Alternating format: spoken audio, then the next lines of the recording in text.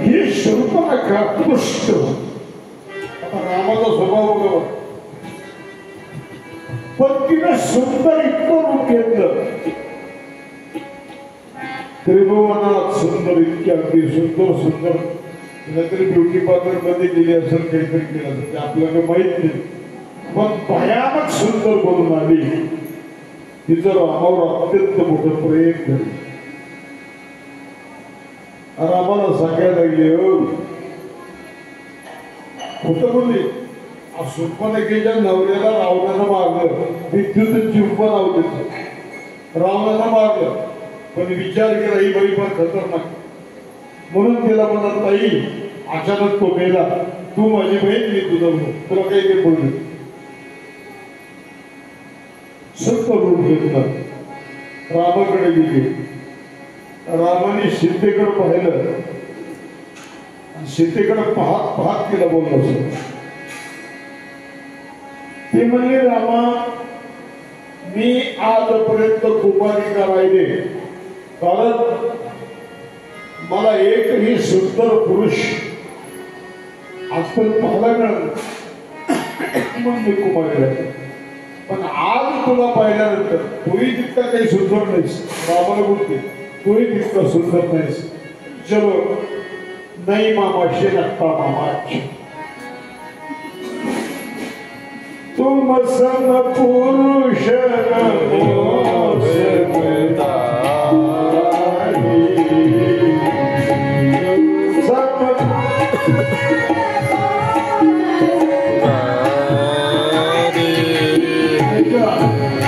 तुम सम पुरुष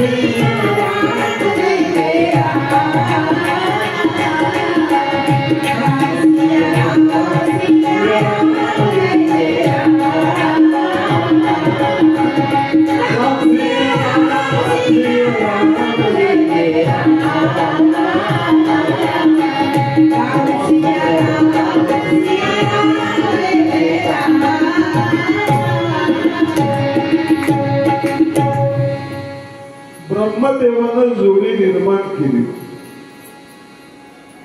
तूही सुंदर आहे दिसायला तुझ्यापेक्षा मी सुंदर पण तुला पाहिल्यावर वाटलं की चला तर लग्नच होत नाही म्हणून मी तुझ्याकडे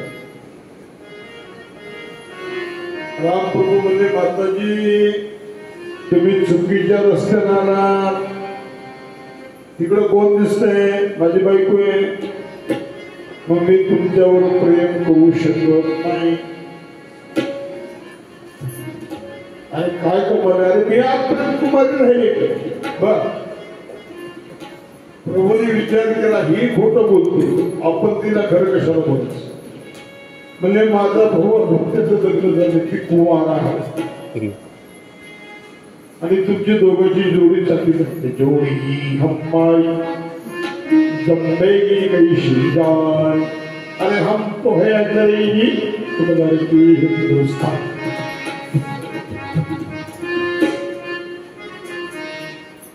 लक्ष्मणजी पाल घासून बसले होते म्हणजे बर आमच्याकडे पाठवलं का मध्ये गेलं. लक्ष्मणजींनी सुद्धा सुरुवातीला सांगितलं मी त्यांचा दास आहे, मी त्यांचा दास आहे, दास नोकर नाही, सेवक नाही, मी त्यांचा दास आहे. आणि तुला जर माझ्या बरोबर लग्न करायचं असेल तर तुला त्या बाईची दाशी बनावी. काय समजलं रे म्हणजे मला माझी डिग्री तर बघ मी डबलच होते आताच्या पुरी बरोबर मी ही करते का मूर्ख आहे म्हणून तर मी याच्या बरोबर आहे. आणि मनात विचार केला आमच्यामध्ये ह्यांच्यामध्ये न जमून देणारा फक्त विघ्न म्हणजे ही सीता आहे म्हणून खरं रूप धारण केलं आणि सीतेच्या अंगावर धरली. काय सांगतो मला ज्यावेळेस सीताच्या अंगावर धोल केली बाबा तुळशीदासजी सुंदर दोह्यात सांगतात लक्ष्मणी आधी घरस नाक कान बिनुखिनी ताके कर रावण कहू मनौ चुनौती.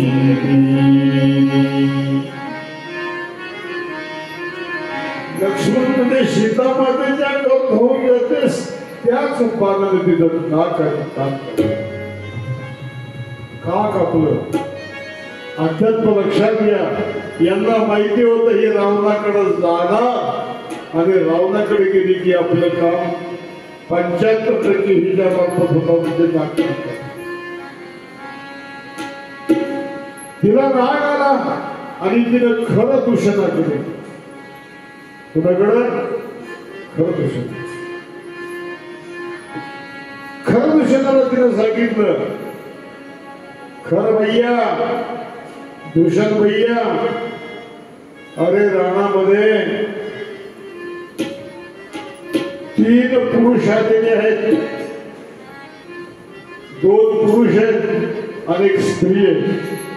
अत्यंत सुंदर आहे बोलणं बघा. मी म्हणलं तर अरे तुमच्यासारख्या लोकांना काय करायचं तपस्वी द्या स्त्री म्हणून आमच्या खराला द्या आमच्या दूषणाला द्या. पण त्याने ऐकलं नाही. दूषण म्हणजे असं राक्षस म्हणजे बायकाच्या पाठीमाग लागले. 14,000 सैन्य गेले घेतलं आणि खरं दूषण आली. राम आणि लक्ष्मणावर अटॅक केला लढाई केली. लक्ष्मणला राग आला लक्ष्मणाला बाण काढला. रामचंद्र प्रभूंनी सांगितलं लक्ष्मण सावधान हे गिराईक माझं तिथं जागकान कापलंस तरी तू 1 हिस्सा तुला आता ही हिस्सा मला. एका बाणामध्ये 14,000 राक्षस खर आणि तुषण शूर्पणखा नॉन स्टॉप विमानामध्ये बसली आणि लंकेमध्ये राहू. रावण भैया अरे म्हणजे करोना संपला आता तोंड का दाखलस रावण म्हणणं नाट्य होतं आता काय बोलवतो आणि कानाला मास्क बांधलेला रावण म्हणणं. अरे 2 पुरुषांनी 1 सुंदर स्त्री आलेली त्या पुरुषाला काय करायची आणि मुद्दा मी तुझ्याकरता मागणी केली. शहाणाशी आत्ताच्या त्यांनी खर दूषणाला मारलं. जरा तुळशीदास बाबाची चौपाई लक्षात घ्या. खर दूषण मोही भगवान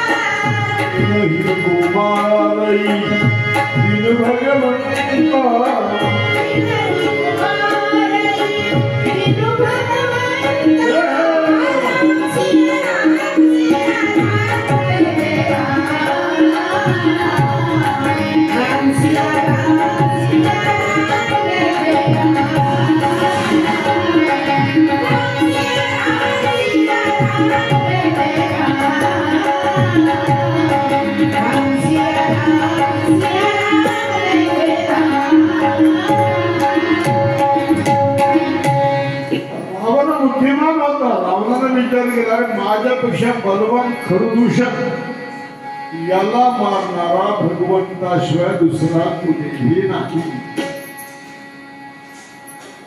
पण तामस दे होईन भजन तामस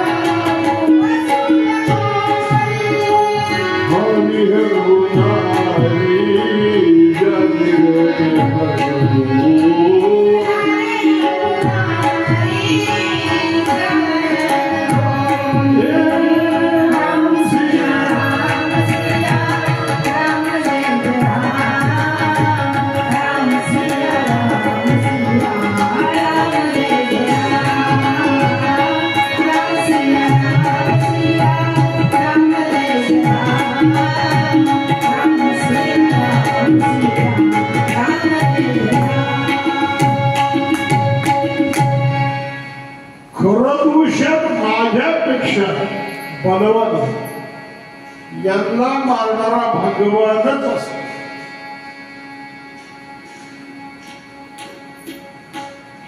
या माझ्या राक्षसी देहानं मला भजन करतो पूर्ण जमत म्हणून मला यांना मिळण्यासाठी तापस देहानं भजन करणं होत नाही. म्हणून यांना प्राप्त करण्यासाठी मला विरोधी ऐका. खरदूषणाला मारलं 14,000 रावणा यांनी मारले.